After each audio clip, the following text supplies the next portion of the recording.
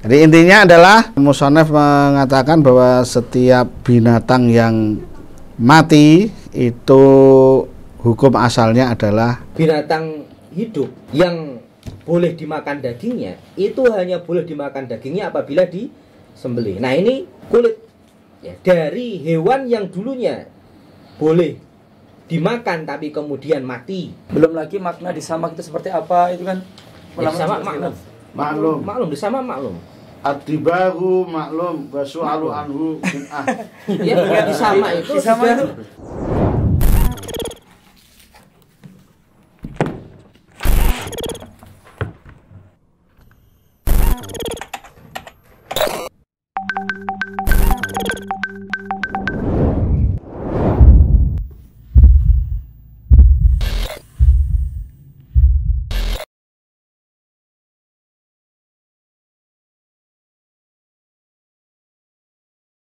Assalamualaikum warahmatullahi wabarakatuh. Waalaikumsalam. Pemirsa Al-Kalam yang mudah-mudahan dimuliakan Allah Subhanahu wa taala, hadir di tengah-tengah kami pertanyaan seputar memanfaatkan kulit bangkai atau binatang yang dagingnya haram dimakan setelah disamak. Jadi kulit binatang yang haram dimakan, misalnya kulit ular misalnya ya, dimanfaatkan tapi disamak terlebih dahulu. Bagaimana hukumnya? Hadir di tengah-tengah kita para asatidz Al-Kalam yang akan menjawab pertanyaan si penanya. Fadl, Ustaz.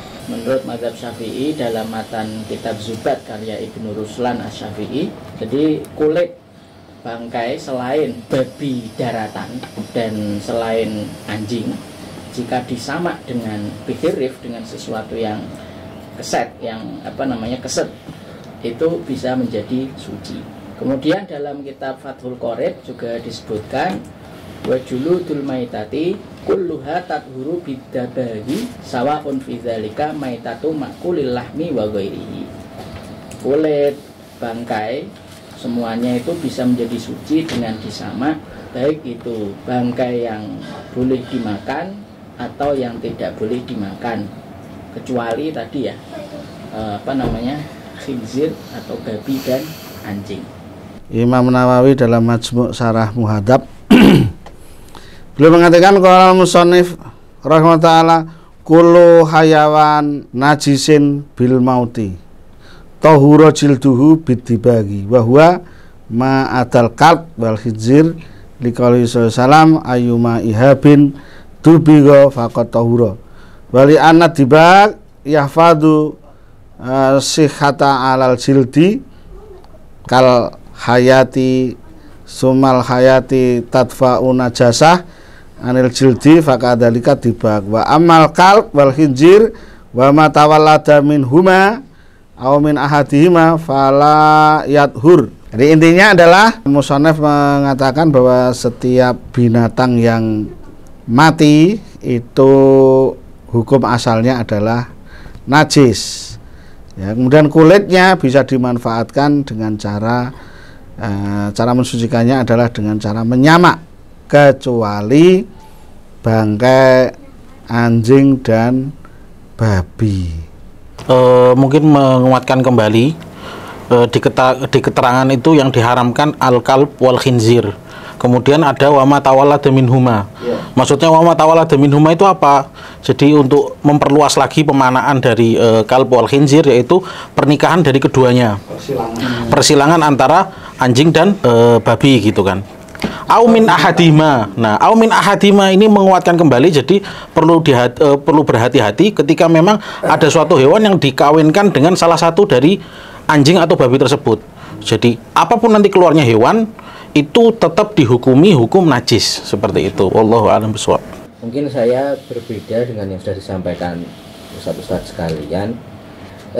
Di sini saya mengutip pendapat Ibnu Taimiyah, ya, di mana beliau menyatakan bahwa ya dalam Majmu' Fatawa as-sunnatu tadulu ala anad dibawa kadzakati. Nabi Muhammad SAW bersabda, lau akhadtum ihabaha, jangan dibuang itu bangkai kambing. Kalau saja ya kalian ambil aja itu kulitnya kambing ya, kulit kambing itu Dari situ banyak ulama ya, diantaranya Syekhul Islam Ibnu Taimiyah mengambil pendapat bahwa sama itu seperti menyembelih binatang hidup yang boleh dimakan dagingnya, itu hanya boleh dimakan dagingnya apabila disembelih. Nah ini kulit ya, dari hewan yang dulunya boleh dimakan tapi kemudian mati dengan apapun alasannya selain disembelih ya, sehingga menjadi bangkai, itu suci dengan penyamaan sebagaimana halnya hewan yang masih hidup disembelih. Saya ambil pendapat yang ini, bukan semua kulit ya. Sehingga kulit buaya menjadi boleh. Jadi Kulit ular bisa menjadi boleh. Kalau menurut yang saya pahami, hanya hewan-hewan yang dulunya bisa dimakan saja dagingnya, itu apabila dia mati ya, kulitnya bisa dimanfaatkan dengan cara disamak, tidak yang lain. Artinya tidak sama dengan pertanyaan. Ini pertanyaannya yang dagingnya haram dimakan. Oh, yang Yang haram. oh, berarti nggak boleh. Ya, berarti Gitu. tidak. Kalau saya jawabannya berarti dari pertanyaan berarti yang haram dimakan kulitnya ya, itu disamak pun tetap najis. Artinya khilaf karena Ya, berbeda. Safiyah tadi yang berbeda. bisa suci ya. Memang saya kuatkan pendapat yang berbeda.